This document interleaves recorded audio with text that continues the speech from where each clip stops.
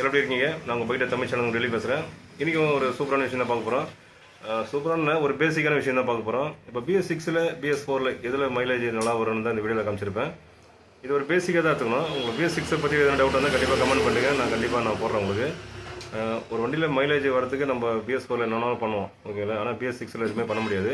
இந்த வீடியோவில் வந்து நம்ம தெரிஞ்ச வரைக்கும் சொல்லியிருக்கேன் உங்களுக்கு எந்த வண்டியில் மைலேஜ் அதிகமாக வரும்ன்ட்டு இந்த வீடியோ பார்த்தா உங்களுக்கே தெரியும். அதுக்கு முன்னாடி நம்ம சேனல் சப்ஸ்கிரைப் பண்ணாதுங்க, மறக்காமல் சப்ஸ்கிரைப் பண்ணுங்கள். இப்போ அவங்க வீடியோ பார்க்கலாம்.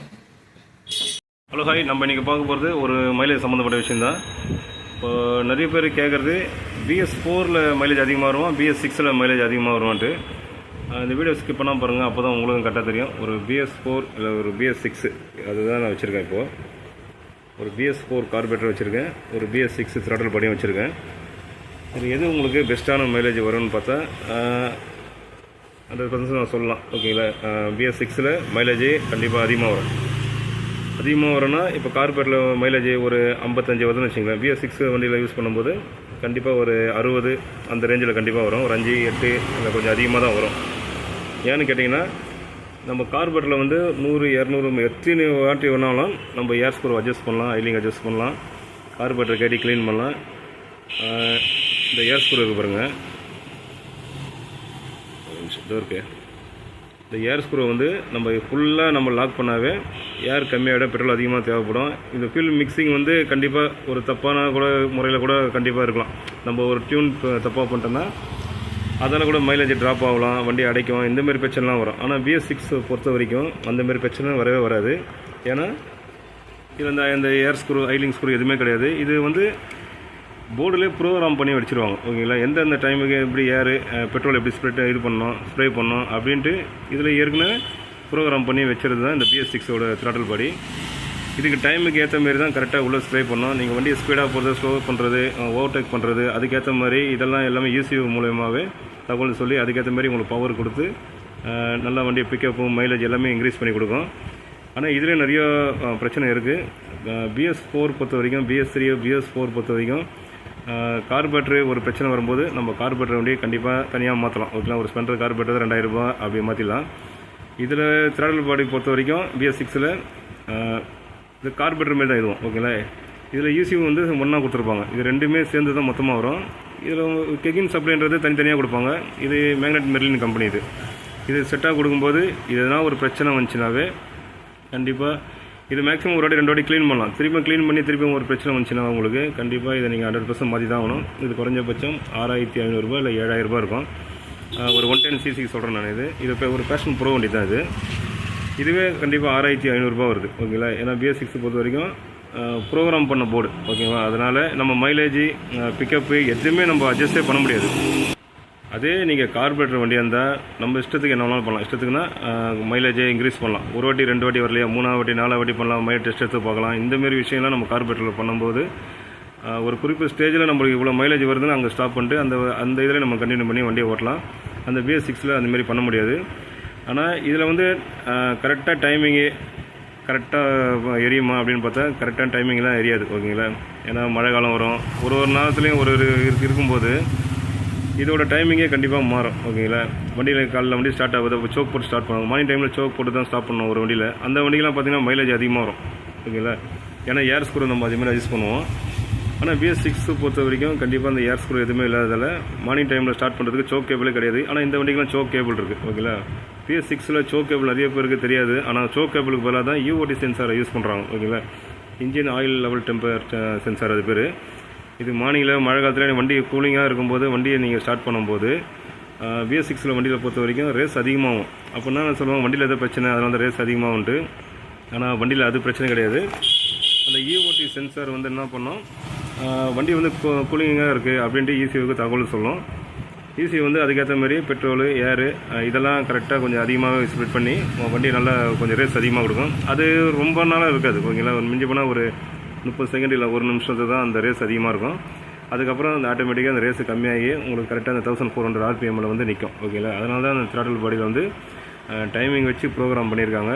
அதனால் இதில் நம்ம எதுவுமே ரிப்பேர் ஒர்க்கு எதுவுமே பண்ண முடியாது. இது ஒரு யூஸ் அண்ட் த்ரோ தான், ஓகேங்களா? அதனால் BS4 வண்டி இல்லை BS3 வண்டி வச்சுருக்கவங்க மைலேஜ் உங்களுக்கு இதுக்கு சரியாக வரல, இல்லை அடுத்த நம்ம ஸ்டெப்பு அடுத்த வண்டி நம்ம வாங்க போகிறோம், BS6 நம்ம வாங்கிடலாம் அப்படின்னா இந்த வீடியோவை பாருங்கள். இல்லை நம்மளுக்கு தெரிஞ்ச வரைக்கும் நான் சொல்கிறேன் உங்களுக்கு, BS6 மைலேஜ் கண்டிப்பாக அதிகமாக தான் வரும். ஆனால் நீங்கள் கரெக்டாக வண்டியை மெயின்டைன் பண்ணணும், ஓகேங்களா. வண்டியில் வந்து எப்போவுமே 2 லிட்டர் 3 லிட்டர் பெட்ரோல் எப்போவுமே இருக்கணும். ஏன்னா பம்பு வந்து கண்டிப்பாக அந்த பெட்ரோலை ஃபுல்லாக மூழ்கி தான் இருக்கணும். நம்ம BS4லாம் அப்படி கிடையாது, ஃபுல் ட்ரையாக கூட ஓட்டலாம். ஃபுல் ட்ரையாக ஓட்டு கூட வண்டியில் பெட்ரோல் போட்டால் வண்டி ஸ்டார்ட் ஆகிடும். ஆனால் BS6 ஃபுல் ட்ரையாக நம்ம ஓட்டிட்டாவே பம்பு லாக் ஆகிடும்.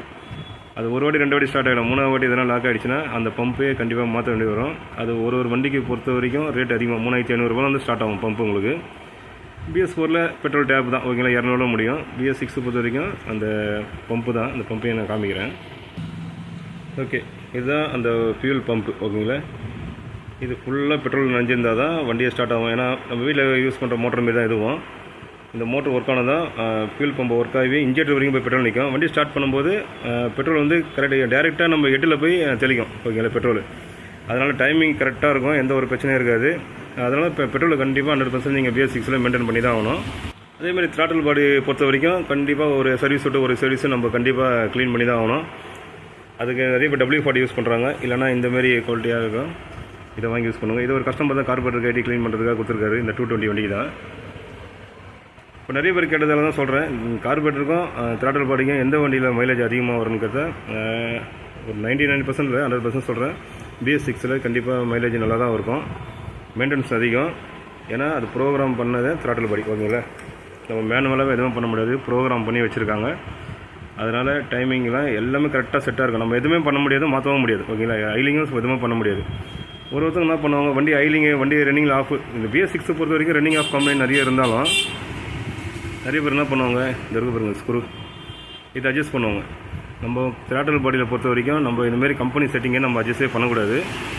அந்தமாரி அட்ஜஸ்ட் பண்ணால் உள்ளே இருக்க டைமிங் எல்லாமே மாறும். அப்போதைக்கு உங்களுக்கு ஐலிங் வந்து கரெக்டாக நிற்கும்.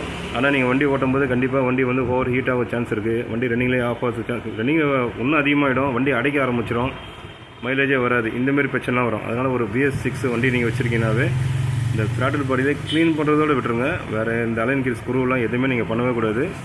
நீங்கள் எதை பண்ணாலும் அது கண்டிப்பாக வேறு ஒரு பிரச்சனை வந்துடும். வேறு பிரச்சனை வரும்னா எலக்ட்ரிக்கல் பிரச்சனை வந்தால் டக்குன்னு ஈஸி டப்புன்னு போயிடும் அது, ஓகேங்களா. கார்பரேட்டர்லாம் அப்படி பிரச்சனை கிடையாது. அதனால தான் சொல்கிறேன், BS6 பொறுத்த வரைக்கும் மெயின்டெனன்ஸ் ரொம்ப அதிகம், ஓகேவா. அதனால் மைலேஜ் பொறுத்த வரைக்கும் கார்பரேட்டர் பெஸ்ட்டாக இல்லைனா BS6 பெஸ்ட்டான்னு பார்த்தா ஓகே. மைலேஜை பொறுத்த வரைக்கும் BS6 பெஸ்ட்டு, மைலேஜ் பெஸ்ட்டு. ஆனால் மெயின்டெனன்ஸ் அதிகம். கார்பரேட்டர் வண்டி வச்சுருங்க, BS6 மாறதாக இருந்தால் இந்த வீடியோ பாருங்கள், நீங்களே பார்த்து யோசிச்சு பண்ணுங்கள். ஏன்னா இது ஃபுல் அண்ட் ஃபுல் சென்சார், ஓகேங்களா. எல்லாமே சென்சார் மூலிமா தான். தேட்டல் பொசிஷன் சென்சார் வரும், இங்கே தேட்டல் பொசிஷன் சென்சார் இதில் வரும். இதில் ஏற்கனவே நீங்கள் பார்த்துருப்பீங்க கார்பரேட்டரில் உங்களுக்கு. இந்த கார்பரேட்டரில் பார்த்தீங்கன்னா தேட்டல் பொசிஷன் சென்சார் அதில் இந்த தேட்டல் படியில் இதில் சுவிட்சுன்னு வரும், இங்கே தான் வரும். இது ஸ்டெப்பர் கம்ப்ளைண்ட் சொல்லுவாங்க. இதுதான் வண்டி நீங்கள் த்ராட்டில் எவ்வளோ டக்குன்னு ஓவர்டேக் பண்ணும்போது ஆக்சிலேட்டர் அதிகமாக கொடுக்கும்போது அதுக்கேற்ற மாதிரி கார்பரேட்டர் வண்டிக்கு சிடிஐக்கு தகவல் சொல்லும். சிடிஐ வந்து நம்ம இக்னிஷன் காயிலுக்கும் ப்ளஸ் இந்த இன்ஜெக்டருக்குமே இது தகவல் சொல்லும். அதுக்கேற்ற மாதிரி பெட்ரோலும் காற்றும் அதிகமாக உள்ளே போகும், பெட்ரோலும் அதிகமாக தெளிக்க ஆரம்பிச்சிடும். அப்போ தான் வண்டி நம்மளுக்கு ஸ்பீடாக போகும், ஓகேங்களா. அதனால தான் கார்பரேட்டரை பொறுத்த வரைக்கும் நம்ம நார்மலாக என்ன வேணாலும் கட்டி பண்ணலாம், எதை வேணாலும் அட்ஜஸ்ட் பண்ணலாம், ஓகேங்களா. 1க்கு 100 வாட்டி கூட பண்ணலாம். அதுமாரி த்ராட்டில் பாடியில் பண்ண முடியாது. அதுக்காக தான் இந்த சின்ன ஒரு தகவலாக உங்களுக்கு இருக்கட்டும். அது வீடியோ ஸ்கிப் பண்ணால் பாருங்கள், அப்போ தான் உங்களுக்கு தெரியும். ஒரு BS6 பற்றி ரொம்ப நிறைய விஷயம் இருக்குதுங்க. நான் இப்போ சொன்னது இப்போ சாதாரண ஒரு விஷயம் தான், பேசிக்காக அதை தெரிஞ்சுங்க. அதனால தான் இந்த விஷயத்தை காமிக்கிறேன், ஓகேவா. ஓகே, வீடியோ வந்து ஸ்கிப் பண்ணாமல் பாருங்கள், அப்போ தான் தெரியும். ஓகே, த்ராட்டில் பாடி இது கழட்ட முடியாது, ஓகேங்களா. கழட்டலாம், இது கழட்டினா உள்ள போர்டு தான் இருக்கும், ஓகேங்களா. இது ப்ரோக்ராம் பண்ண போர்டு ஏற்கனவே சொல்லியிருப்பேன் உங்களுக்கு. அதனால் கார்பரேட்டரு த்ராட்டில் பாடி இதை பொறுத்த வரைக்கும் மைலேஜ் அதிகமாக வருது. இந்த BS6 மைலேஜாக வரும், ஆனால் நிறைய கண்டிப்பாக மெயின்டெனன்ஸ் அதிகம். இந்த BS6 எத்தனை வந்தது பொல்யூஷன் கம்மி பண்ணுறதுக்கு தான் எத்தனை வந்திருக்காங்க.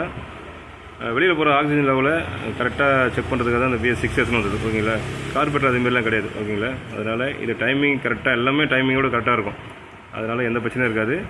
இதில் வர சென்சார் இதெல்லாம் ஒரு பிரச்சனைனா கண்டிப்பாக அது ரீப்ளேஸ் பண்ணி தான் ஆகணும், க்ளீன்லாம் பண்ணி போடக்கூடாது. இதெல்லாம் செலவு தான் கொஞ்சம் அதிகமாக தான் இருக்கும், ஓகேங்களா. கார்பரேட்டர் வண்டியில் அந்த செலவு கம்மி உங்களுக்கு. மெயின்டெனன்ஸ்னு பார்த்தா கார்பரேட்டர் வண்டியில் கம்மி, ஓகே, மெயின்டெனன்ஸ் கம்மி.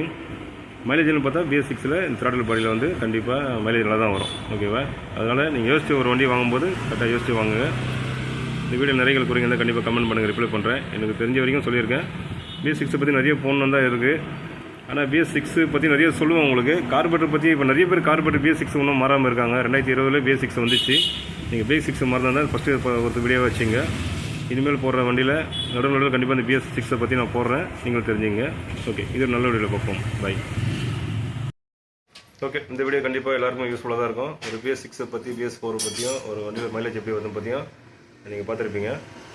எது பெஸ்ட்டோ நீங்கள் தான் முடிவு பண்ணணும். மெயின்டெனன்ஸை பார்த்தா கார்பரேட்டரு, மைலேஜ்னு பார்த்தா BS6. நீங்கள் இந்த வீடியோ பார்த்தா உங்களுக்கு தெரிஞ்சிருக்கும். ஓகேங்களா? இந்த வீடியோவில் நிறைய குறைந்தால் கண்டிப்பாக கமெண்ட் பண்ணுங்கள், நான் ரிப்ளை பண்ணுறேன். இது ஒரு நல்ல வீடியோ பார்ப்போம். பை.